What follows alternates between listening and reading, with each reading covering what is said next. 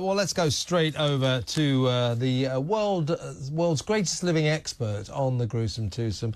She is, of course, our royal expert over there in Los Angeles, the great Kinsey Schofield. Hi, Kinsey. What's up, everyone? Welcome back to the channel. Today, we've got a wild one for you. Royal expert Kinsey Schofield and broadcaster Kevin O'Sullivan are not holding back on Prince Harry and Meghan Markle. Buckle up because we're breaking it all down right now. Smash that like button and hit subscribe so you never miss an update. Let's go. Hi, Kev. Yeah, it's been a busy week for Harry and Meghan news. Yeah, they'll disappear for months at a time and then like a ton of bricks, overshare. Right, let's go through this one by one. I mean, first of all, they've announced, we're going to get to all of these in the fullness of time. First of all, they've announced another one of their weird semi-royal, pretend royal tours. They're going to go to Colombia in South America towards the end of the year to talk about... they're so lost in sort of Californian psychobabble space that I never really understand what the hell they're on about. They want to tackle cyberbullying, online exploitation and the mental health impacts of these threats. Great. Hope it works out for them. Not sure what they're talking about, but there you are. Also, another story that the King, apparently, and we can take this as read because this story appeared in People's magazine over there in America, which is basically Harry and Meghan's unofficial mouthpiece. They feed information through People magazine in America. The King is no longer taking Harry's calls. There's radio silence between the two. So we need to talk about that in a second. But in terms of their cyberbullying online exploitation project, this cropped up earlier today. They've been on American television to talk about something. I mean, you're American, you're in California, maybe you can translate for us, but let's have a look at the golden couple, the King and Queen of California, on American telly earlier. Wow, the Colombia tour. PR stunt or genuine cause? Harry and Meghan are heading to Colombia on a royal-esque tour. The goal? To tackle cyberbullying and online exploitation. But what exactly do they plan to do? Critics call this another empty PR move. What concrete solutions have they ever offered? Think this trip is just a headline grab? Drop a PR stunt in the comments below. Okay, could you translate, please, Kinsey? What's he on about? What's he talking about? I mean, Kevin, it's surprising. I didn't say it was going to be easy. Yeah. Do I get extra points? Kevin, it surprises me that Harry and Meghan would spend 3 solid years branding themselves as victims, the media and the royals being the bad guys, expressing consistent weakness and sensitivity, and then want to be known as an authority on anything other than victimhood. You know, people look at Harry and Meghan and they see attention seekers or perpetual complainers, and I think probably most damaging, hypocrites, eco-warriors who have never met a private jet that didn't suit their luxe lifestyle, litigious over violations of privacy while violating the privacy of your own family members within the pages of Spare. Meghan taking up the Time's Up movement under her royal platform, financial equality for women in the workplace, then paying the only female in a leadership position at Archewell less than half of what the highest paid male at Archewell earns. You know, they broadcast, broadcasting to the entire world that your wife is not safe in the UK, but taking her to Nigeria and Colombia, where the US and the UK have issued severe travel warnings, appointing yourself the internet police while your fan base spreads malicious and libelous, truly libelous stories about your brother online that involves murder and domestic violence. And to top it off, working so closely with America's CBS media. That's Oprah Winfrey, James Corden, Stephen Colbert, Anderson Cooper, and now CBS's Jane Pauley. And I know you remember this, Kevin, when CBS was the only outlet that showed those images of Princess Diana slowly dying in the back seat of her car after her crash in Paris. That was CBS. You want to talk about a violation of privacy? Diana didn't give CBS consent to broadcast her last moments on this earth.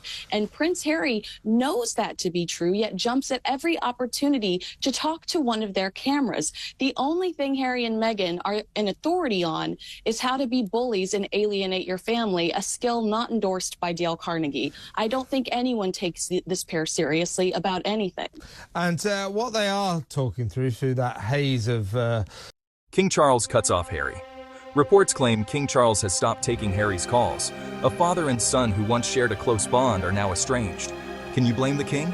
Harry's press talks are royal exposés. Don't forget to subscribe for more royal drama updates. Muds, the privacy paradox. Sort of Californian psychobabble, as I say, is the potential danger online to children, and that parents have to be first responders. What is he talking about? I think he was trying to warn that lots of parents, you know, won't be qualified to see when their kids might be in serious danger because of online harm, whatever that might be. It just seems to me, Kinsey, that this is just a sort of vague cause that makes them sound kind of caring and sharing, more virtue signalling from a couple, you know, who want to be seen as wonderful. But as you just outlined, if you look into their history, they're really not that wonderful, are they? Well, and I have just a really hard time with anything online bullying related when their fan base are the most notorious bullies on the internet. If you want to start at home, go tell the people that you personally call and thank for online donations when they crowdfund and things like that for you. Pick up the phone and call them and thank them for that. Could you also tell them to chill out on the internet because their rhetoric is hateful? I do think that they're virtue signaling.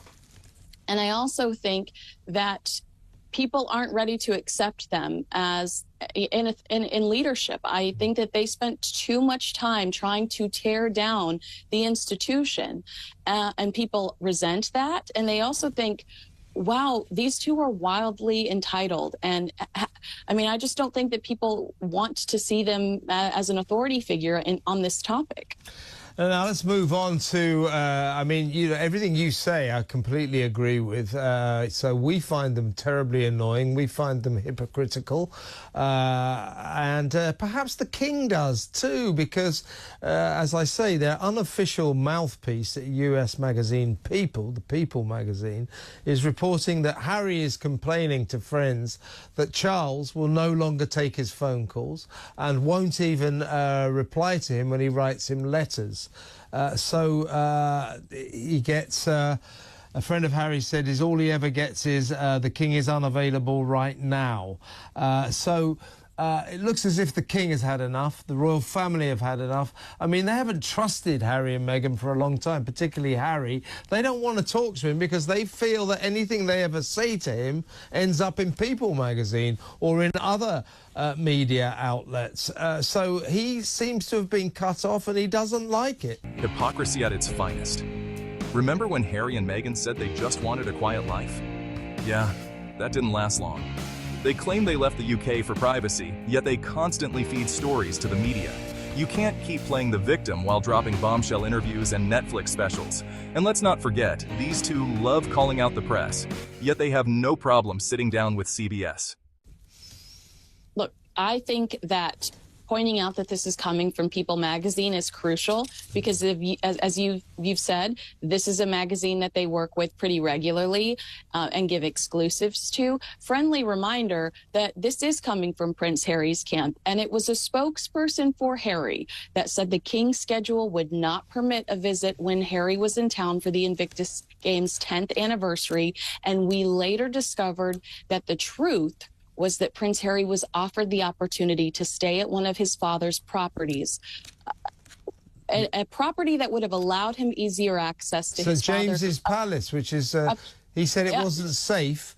A property that was much more safe than a hotel. Exactly. And Prince Harry his spokesperson told us the king was too busy, but it was actually Prince Harry that opted to stay in a local hotel versus staying within arm's reach of his father. So we need to be very considerate of the fact that this is Harry's truth. We're hearing Harry's truth.